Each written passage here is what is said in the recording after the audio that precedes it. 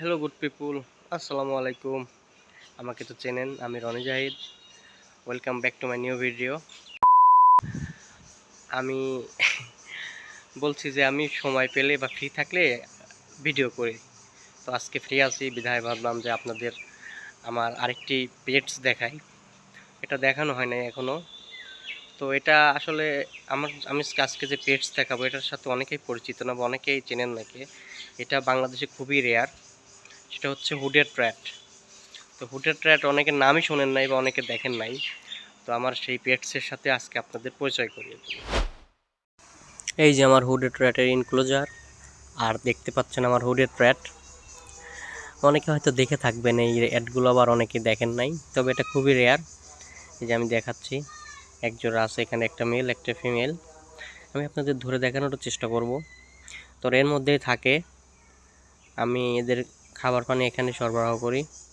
এটা হচ্ছে মেল, এটা বড় সাইজ, আর আরেকটা আছে ওইটা ফিমেল। আমি ফিমেলটা ধরে দেখানোর চেষ্টা করি। আমি ফিমেলটাকে ধরে দেখানোর চেষ্টা করব, কারণ মেলটা ওই পাশে চলে গেছে। আমি ফিমেলটাকে ধরবো, ফিমেলটাই কাছে আছে। এই যে ধরার চেষ্টা করছি, দেখুন কিভাবে দৌড়ায়।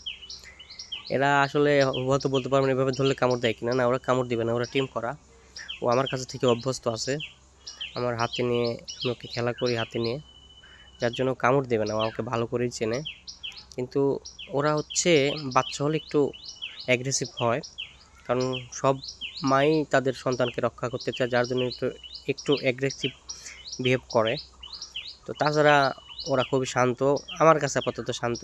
আমি ওদের খেতে দিই হচ্ছে মাঝে মধ্যে শসা দেই, গাজর দেই, হচ্ছে পাতাকপি দেই, বা সবজি জাতীয় অনেক কিছুই খায়। ওরা খুব ভালোভাবে খায়। তরমুজ, আমি যদি তরমুজ খাই ওকেও তরমুজ দেই।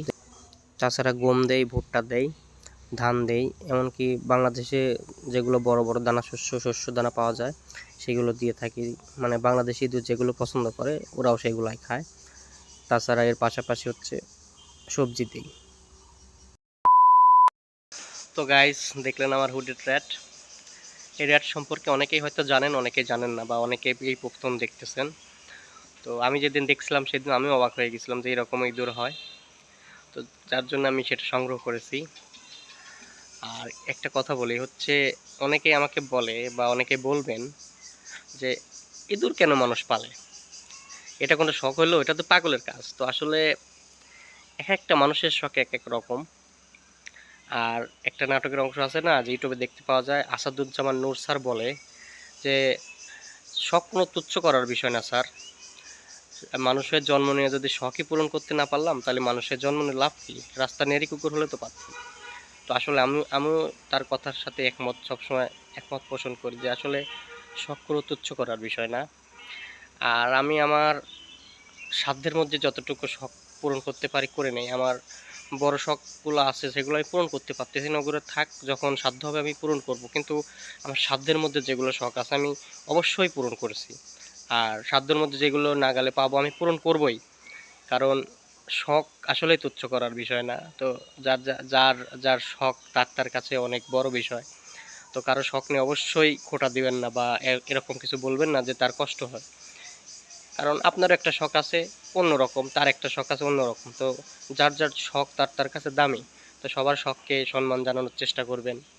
সবাই ভালো থাকবেন। অন্য কোনো ভিডিওতে আমার নতুন আরেকটি পেটস দেখাবো ইনশাল্লাহ। ততদিন পর্যন্ত সবাই ভালো থাকুন। আসসালামু আলাইকুম।